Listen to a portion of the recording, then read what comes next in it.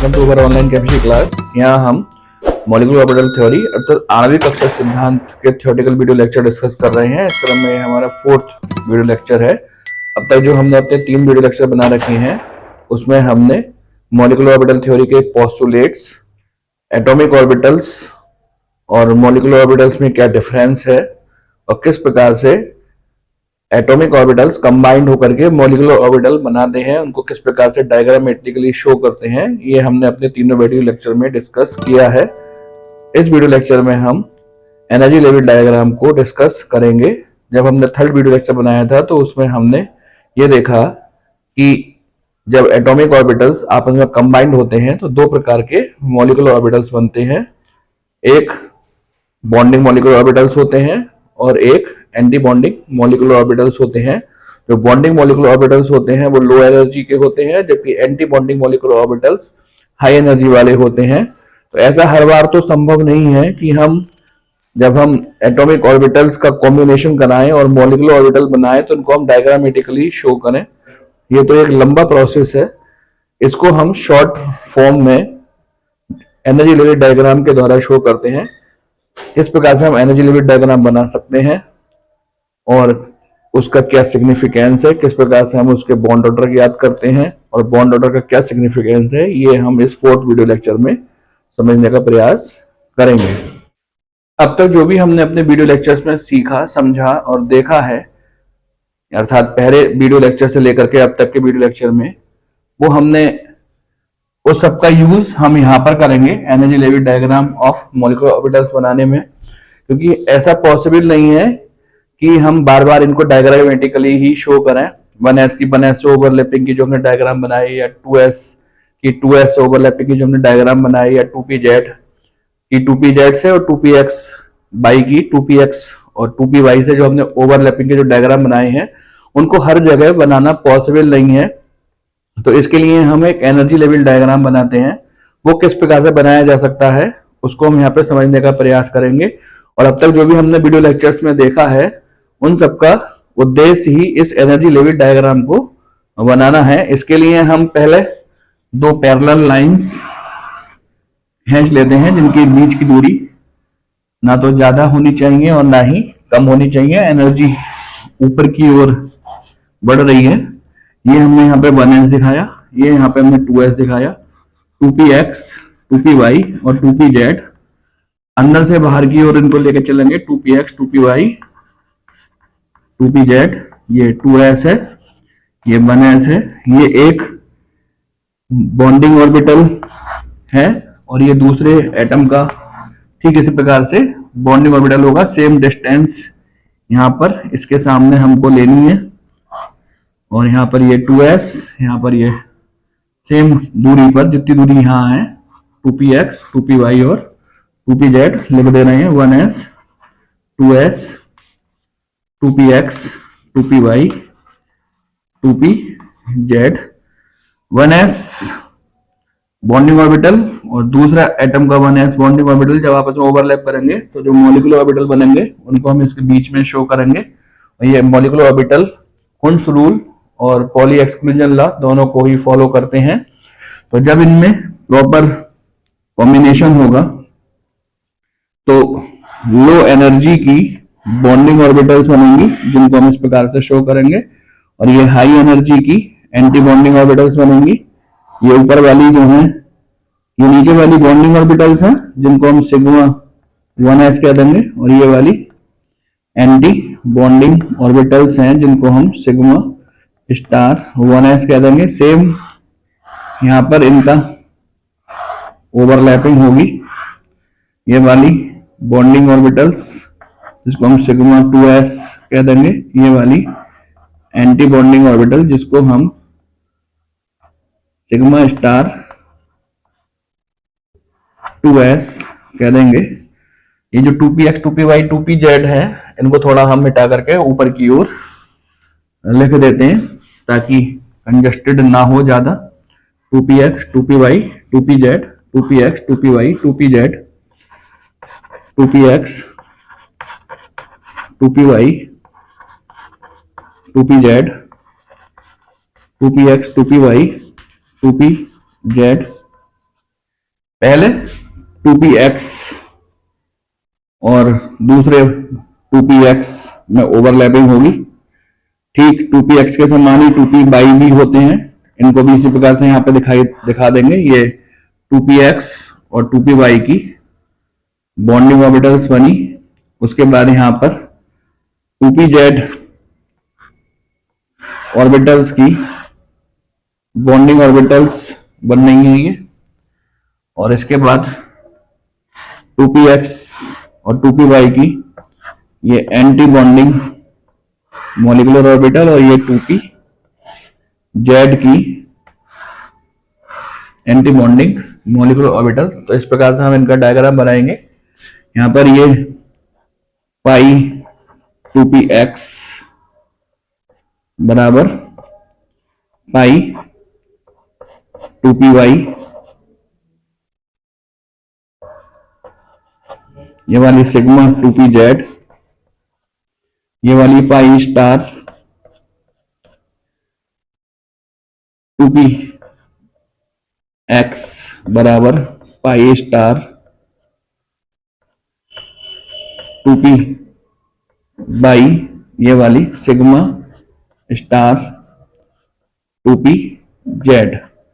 तो इस प्रकार से इनका एनर्जी लेवल डायग्राम बनेगा। थोड़ा सा जरा कंजस्टेड है, जगह का यहाँ पे अभाव है, और आप इसको अपनी कॉपी में इसका स्क्रीनशॉट ले लीजिएगा और इसको अपनी कॉपी में सुंदर सा बनाने का प्रयास कीजिएगा। थोड़ी सी हेल्प आप अपनी बुक की भी ले सकते हैं।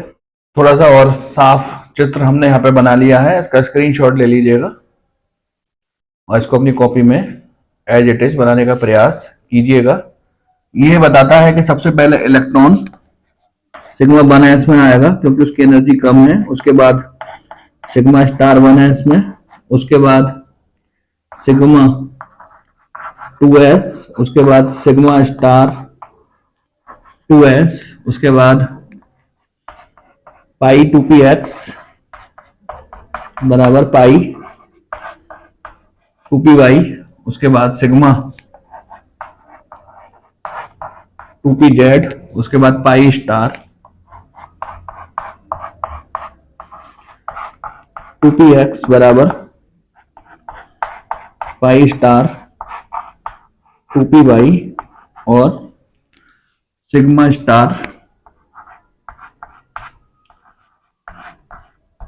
2pz। इस प्रकार से एनर्जी लेवल डायग्राम इसका बनेगा। और जब हम इनमें इलेक्ट्रॉन फिल करेंगे तो यहाँ पर हम हुंड्स रूल, ऑब्बाउ रूल और पॉली एक्सक्लूजन लॉ तीनों का ही यूज करेंगे।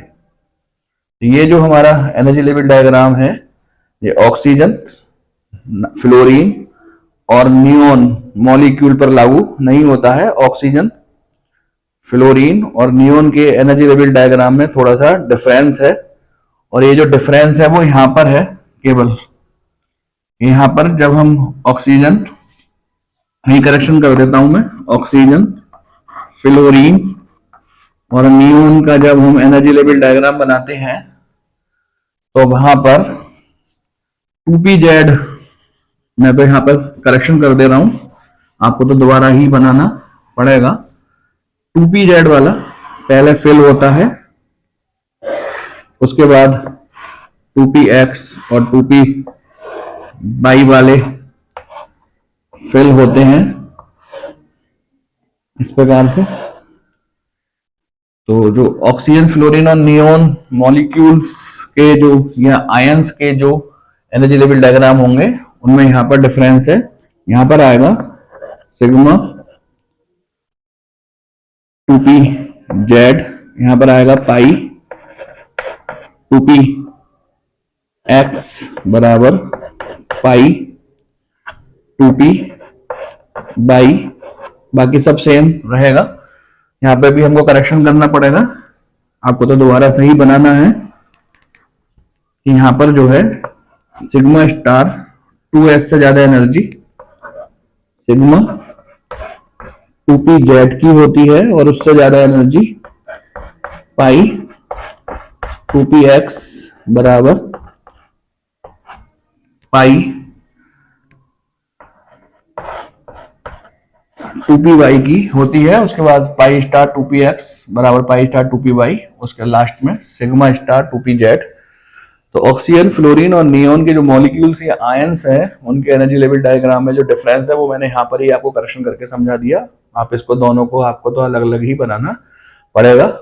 अब हम ये समझने का प्रयास करेंगे कि ऐसा क्यों होता है कि ऑक्सीजन, फ्लोरीन और नियोन मॉलिक्यूल्स या आयंस के जो एनर्जी लेवल डायग्राम्स होते हैं उनमें 2pz, सिग्मा 2pz पहले क्यों आता है और बाकी जो मॉलिक्यूल्स होते हैं उनमें सिग्मा 2pz बाद को क्यों आता है, ये यहाँ पर हम समझने का प्रयास करेंगे। तो हम यहाँ पर ये समझने का प्रयास करेंगे कि O2, F2 और Ne2 मॉलिक्यूल्स और आयंस के मॉलिक्यूलर ऑर्बिटल डायग्राम डिफरेंट क्यों होते हैं।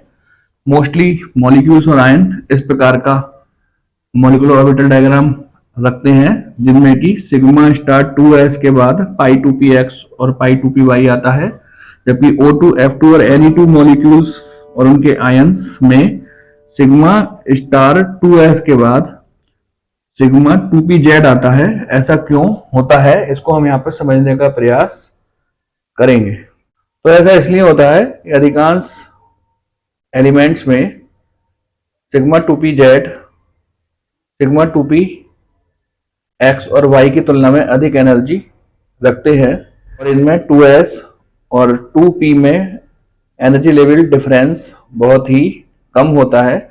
लेकिन O2, F2 और Ne2 मॉलिक्यूल्स में ऐसा नहीं होता है। यहाँ पर पाई 2px और पाई 2py के एनर्जी लेवल्स सिग्मा 2pz से अधिक होते हैं। अधिक एनर्जी होने के कारण यहाँ पर जब हम O2, F2 और Ne2 मॉलिक्यूल्स के एनर्जी लेवल डायग्राम्स बनाते हैं तो वहां पर सिग्मा स्टार 2s के बाद सिग्मा 2pz आ जाता है। तो यही कारण है कि O2, F2 और Ne2 मॉलिक्यूल्स आयन के जो मॉलिक्यूलर ऑर्बिटल डायग्राम होते हैं वो अन्य एलिमेंट से अलग होते हैं। तो इस प्रकार ये वीडियो लेक्चर यहाँ पे कंप्लीट होता है। तो यहाँ पर हमने डिफरेंट टाइप्स एटॉमिक ऑर्बिटल्स के कॉम्बिनेशन को समझा कि वह किस प्रकार से कंबाइंड होकर के बॉन्डिंग मॉलिक्यूलर ऑर्बिटल्स और एंटी बॉन्डिंग मॉलिक्यूलर ऑर्बिटल्स बनाते हैं और उनका मॉलिक्यूलर ऑर्बिटल डायग्राम किस प्रकार से बनता है। अब जब हमने नेक्स्ट वीडियो लेक्चर मिलेंगे तो वहां पर इस एनर्जी लेवल डायग्राम का क्या सिग्निफिकेंस है और किस प्रकार से हम इनका बॉन्ड ऑर्डर निकाल सकते हैं और बॉन्ड ऑर्डर निकालने से हमको क्या क्या जानकारियां मिलती हैं, ये हम वहां पर डिस्कस करेंगे। यदि आपको इस वीडियो से संबंधित कुछ कठिनाई या परेशानी है या आपको कोई टर्मिनोलॉजी समझ में नहीं आ रही है तो आप उसको कमेंट बॉक्स में या फिर व्हाट्सएप ग्रुप पर पूछ सकते हैं।